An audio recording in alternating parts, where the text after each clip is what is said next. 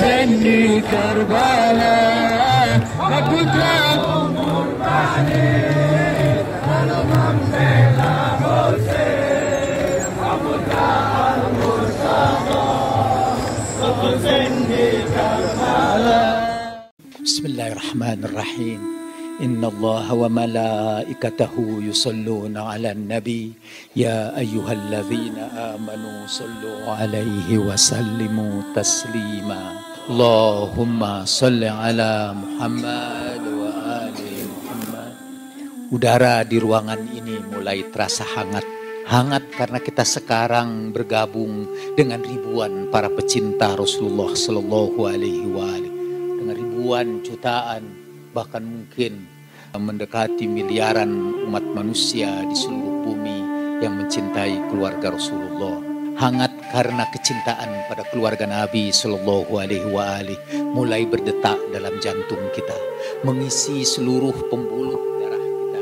Di sini kita menjadi sungai-sungai kecil yang mengalirkan kerinduan kepada Al-Mustafa, bergabung dengan sungai-sungai besar sepanjang sejarah, terus menerus mengalir tanpa henti sampai ke samudra mahabbah tanpa tepi.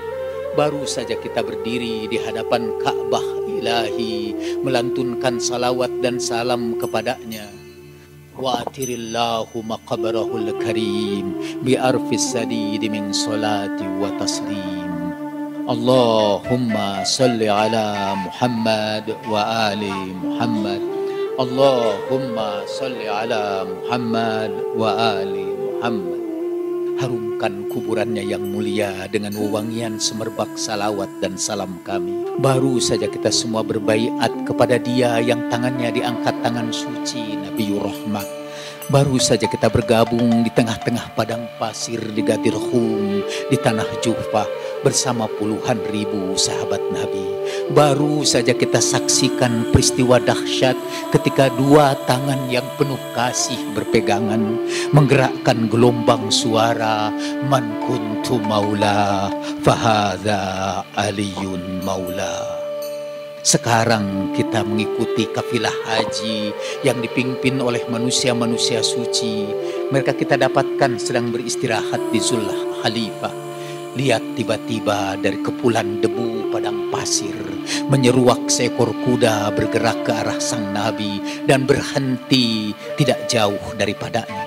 Penunggang kuda itu turun, masih dengan kepala yang didongakkan, masih dengan air muka yang arogan. Dialah Jabir bin An-Nadir bin Al-Harith.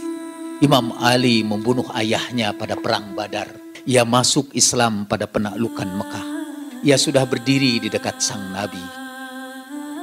Ya Muhammad, ia berteriak keras, kau perintahkan kami untuk bersaksi tidak ada Tuhan kecuali Allah dan Muhammad itu utusannya, kami terima.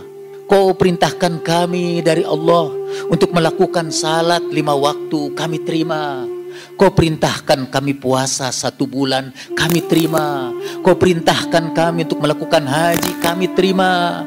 Rupanya kamu tidak cukup dengan itu semua, tidak senang dengan sekedar itu saja. Kau angkat tangan keponakan kamu dan memuliakannya lebih dari kami semua. Man kuntu maula fahadha aliyun maula. Apakah perintah itu berasal dari kamu atau dari Tuhan Azza wa Jalla? Nabi Sallallahu Alaihi Wasallam menjawab dengan tegas, demi yang tidak ada Tuhan kecuali Dia, sungguh itu berasal dari Allah. Dengan muka masam, Jabir berpaling. Dengan muka yang kesal, ia berdoa, ya Allah, jika sekiranya yang dikatakan Muhammad itu benar, fa'amtir alaina hijaratan minas samai awi'tina bi'adzabin alim. Kalau yang dikatakan Muhammad itu benar, hujani kami dengan batu-batu dari langit dan timpakan kepada kami azab yang pedih.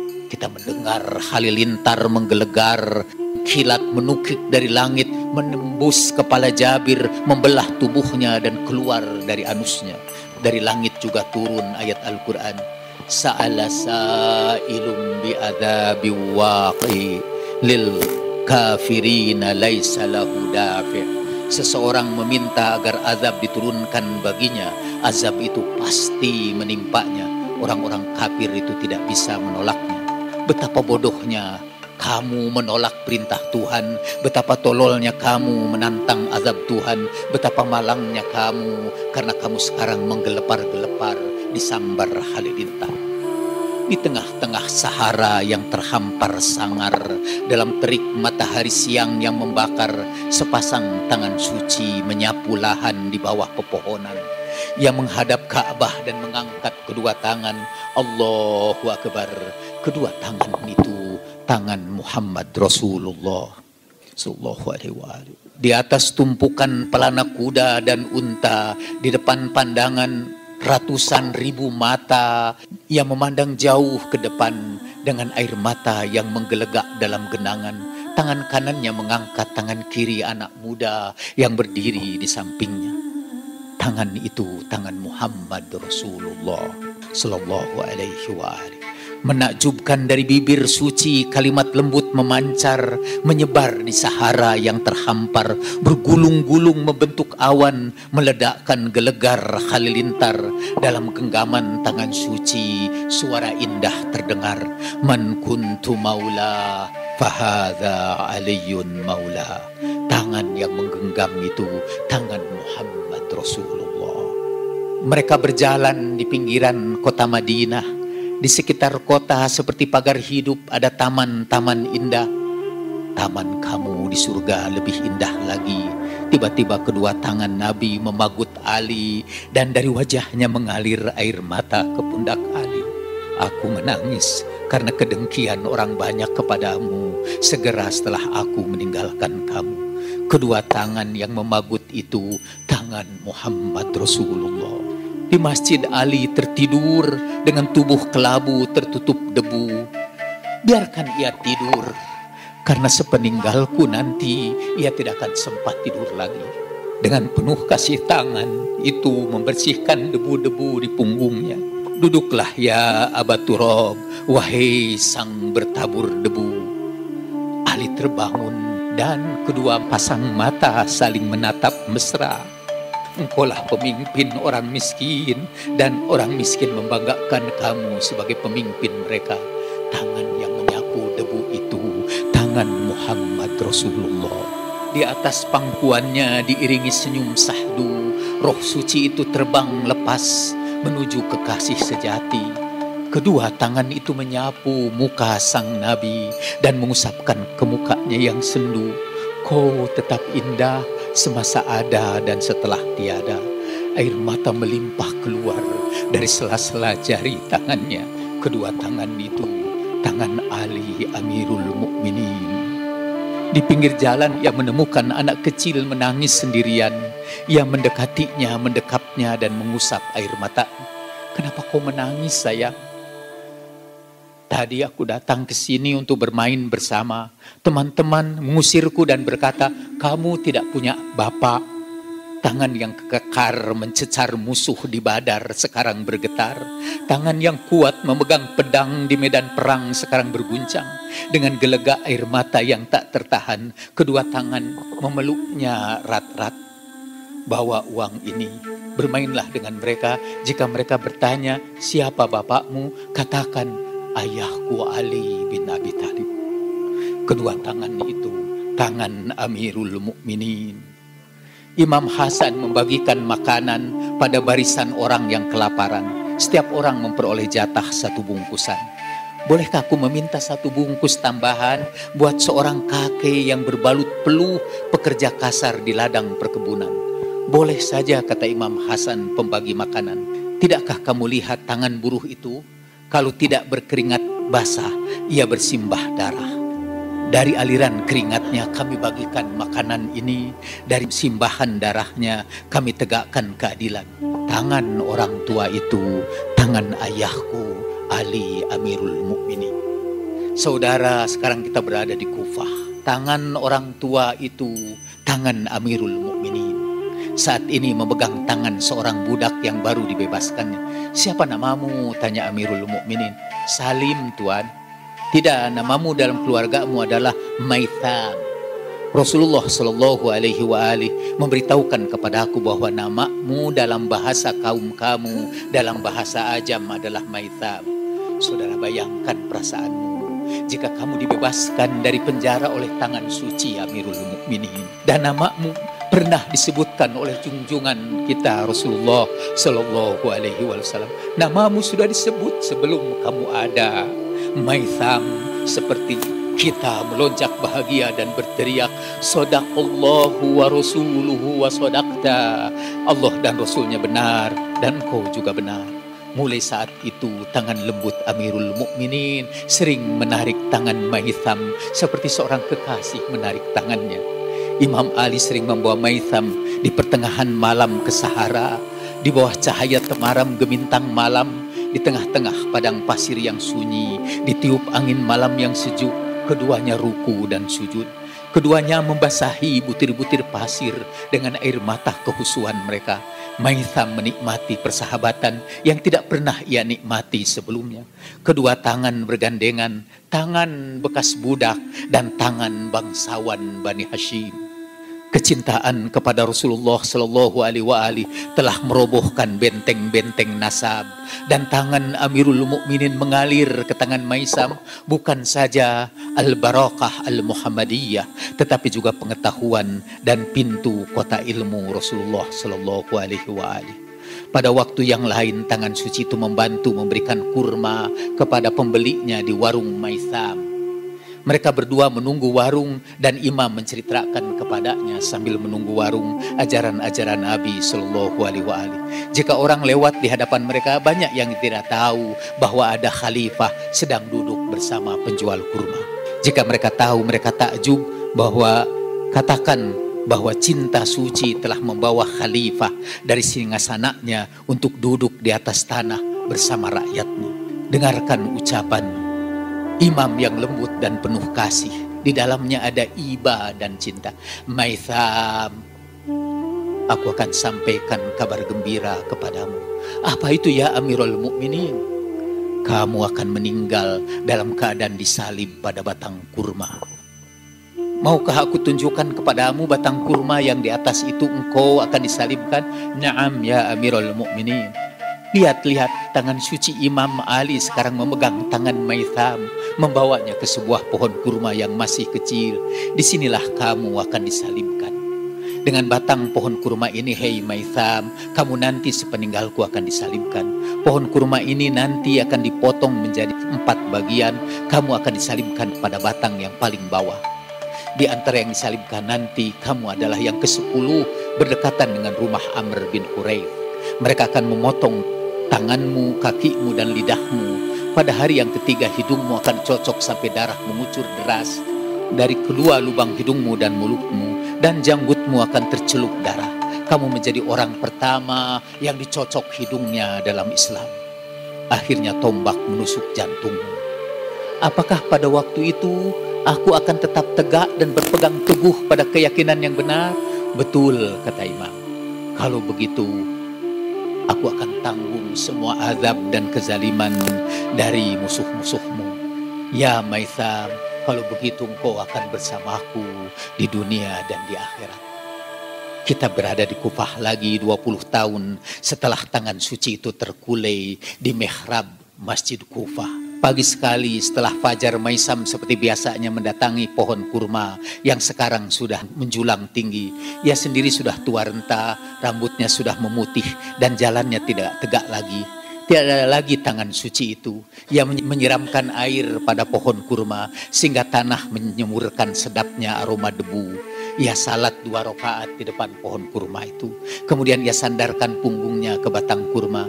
Selama 20 tahun ia melakukan hal yang sama. Setiap pagi ia menyiram kurma, mencium aroma tanah, melakukan salat 2 rakaat, menyandarkan punggungnya dan mengajak pohon kurma itu bicara. Allah menumbuhkan kamu untukku dan aku dihidupkan Allah demi kamu. Anbatakallah min ajli ghazani min ajlik. Ia juga sering berkunjung ke tetangga pohon kurma itu, Amr bin Haris. Aku akan menjadi tetanggamu, perlakukanlah aku dengan baik, kata Maitham. Pada ujung tahun itu Maitham pergi ke Makkah menunaikan ibadah haji. Sebelum meninggalkan Madinah, ia menemui Ummu Salamah, Ummul Mukminin, istri Nabi Shallallahu Alaihi Wasallam yang paling setia kepada Amiril Mukminin. Siapakah kamu? Kata Ummu Salam. Saya Maitham ya Ummul Mukminin. Demi Allah, aku pernah mendengar Rasulullah Shallallahu Alaihi Wasallam bersabda, berpesan kepada Imam Ali dan menyebut namamu di pertengahan malam. Di manakah permata hati Nabi Shallallahu Alaihi Wasallam? Al-Husain, ia ada di kebunnya. Beritahukan kepada beliau bahwa saya ingin sekali menyampaikan salam rinduku kepadanya, tapi saya lagi bergegas pulang. Sampaikan salam rinduku baginya. Ummu Salamah menyuruh pembantunya memberikan minyak kepada Maitham. Ia celup janggutnya dengan minyak itu sambil berkata, aku celup janggutku dengan minyak ini karena sebentar lagi janggut ini akan dicelup dengan darahku. Siapa yang beritahukan kamu? Kata Ummu Salamah. Anba'ani sayyidi, telah memberitahukan kepada aku junjunganku. Ya Maitham, dia bukan hanya junjunganmu, dia juga junjunganku dan junjungan seluruh umat Islam. Begitu Maitham sampai di Kufah, ia ditangkap dan dihadapkan pada Ubaidillah bin Ziyad laknatullahi alaihi. Tentara yang menangkapnya memperkenalkannya. Inilah si pembohong. Tidak, aku adalah orang yang benar, maulah orang yang selalu benar. Ini si pembohong, maulah pembohong juga. Kata orang, kamu paling dekat dengan Abu Turab. Maitham mendongakkan kepala. Emang apa maumu? Akan kupotong tanganmu, kakimu dan lidahmu. Maitham terkesiap. Aku sudah diberitahu oleh junjunganku bahwa tangan, kaki dan lidahku akan dipotong dan akan disalibkan pada batang pohon kurma. Aku akan buktikan bahwa imam kamu bohong. Salibkan dia di tiang kurma, potong tangannya, potong kakinya, tapi biarkan lidahnya. Mari kita temui Maitham. Di atas salibnya ia tidak henti-hentinya menyampaikan hadis-hadis tentang keutamaan Imam Ali. Sampai lidahnya dipotong, sampai hidungnya dicocok, sampai janggutnya basah kuyup dengan darahnya. Mari kita ulangi lagi ucapan Maitham kepada Imam Ali. Bayangkan air mata kita memenuhi telapak tangan suci penerima wasiat Nabi Sallallahu Alaihi Wasallam. Sadaqallahu wa rasuluh wa sadaqta ya Amirul Mukminin. Pada hari ini kita ingin melanjutkan Maitham pecinta Imam Ali untuk menyebarkan keutamaan Imam Ali, keutamaan Imam Hussein. Walaupun seperti disebutkan dalam lagu yang tadi kita dengar, walaupun mereka memotong tangan dan kaki kami akan tetap merayap untuk menemui engkau wahai Hussein. Walaupun mereka memindahkan kami dari satu tempat yang satu ke tempat yang lain, kami akan tetap meneriakan satu teriakan yang sama, labbaika ya Hussein. Walaupun mereka bahkan melarang kami untuk berhaji ke Baitullah, kami akan tetap meneriakan labbaika ya Hussein. Kami tidak punya kecintaan apapun yang ingin kami bawa kembali. Nanti sekiranya maut menjemput kita, kita berharap sakitnya sakratul maut hilang karena kelezatan memandang wajah Imam Hussein, wajah para putra Hussein, wajah sahabat-sahabat Hussein, wajah mereka yang mencurahkan darahnya di halaman Imam Hussein. Allahumma inna nas'aluka qatlan fi sabilik. Allahumma inna nas'aluka qatlan fi sabilik. Allahumma qatlan fi sabilik. Allahumma inna nas'aluka bihaqqi Muhammadin wa ali Muhammad an tusalli ala Muhammadin wa ali Muhammad. Allahumma inna narghabu ilaika fi daulatin karimah tu'izzu bihal islam wa ahlah wa tudhillu bihan nifaq wa ahlah wa an taj'alana fiha qadatan fi sabilik wa du'atan ila ta'atik bifadlika wa rahmatika ya arhamar rahimin. Subhana rabbika rabbil izzati amma yasifun wa salamun alal mursalin walhamdulillahi rabbil alamin. Kita berdoa mudah-mudahan kita semua disaksikan oleh para imam hadir di tempat ini sebagai bukti kecintaan kita kepada. Kalau seorang pengumpat saja tergerak dalam hatinya tentang keajaiban, tentang kekejaman Umar bin Sa'ad, dilindungi oleh para imam. Kiranya kita bisa berharap, wahai para imam, kami datang dengan seluruh ketulusan kami, hati kami, betapapun rintangan yang datang kepada kami, I'll come crawling to you, oh Hussein. Assalamualaikum warahmatullahi wabarakatuh.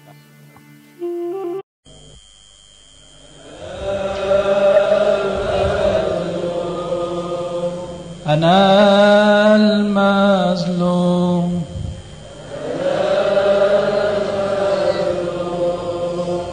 أنا العطشان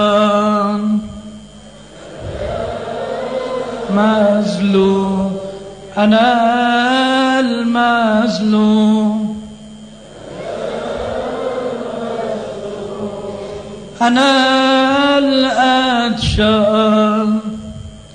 أنا المظلوم أنا الغريب أنا المظلوم أنا الشهيد أنا المظلوم أنا المظلوم أنا المظلوم أنا الأريان أنا المظلوم أنا العطشان أنا المظلوم أنا الغريب أنا المظلوم أنا الشهيد أنا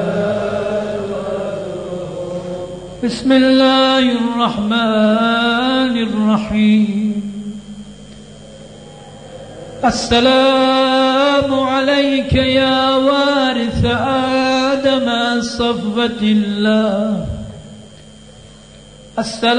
السلام عليك يا وارث نوح نبي الله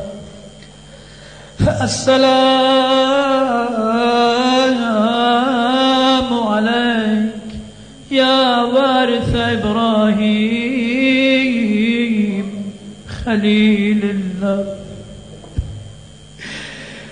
السلام عليك يا وارث موسى كليم الله السلام عليك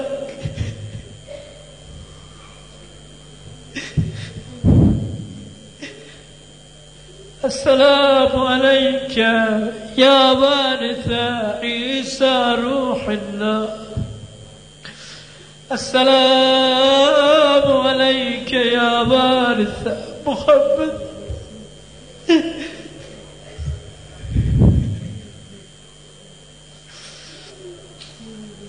السلام عليك يا وارث محمد سيد رسل الله السلام عليك يا وارث علي أمير المؤمنين وخير الوصي السلام عليك يا وارث الحسن الرضي الطاهر الراضي المرضي السلام عليك أيها الصديق الأكبر السلام عليك أيها الوصي البر التقي السلام عليك وعلى الأرواح التي حلت بفنائك وأناخت برحلك السلام عليك وعلى الملائكة الحافين بك أشهد أنك قد أقمت الصلاة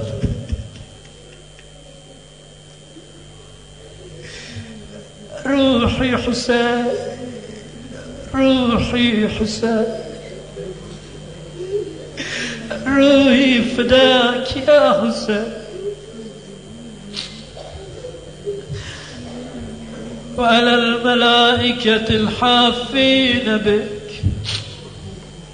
أشهد أنك قد أقمت الصلاة وآتيت الزكاة وأمرت بالمعروف ونهيت عن المنكر وجاهدت الملحدين وعبدت الله حتى أتاك اليقين. السلام عليك ورحمة الله وبركاته. على روح شهدائنا الأبرار، بالأخص على روح الإمام المظلوم الحسين الشهيد، رحم الله لمن يقرأ الفاتحة مع الصلوات.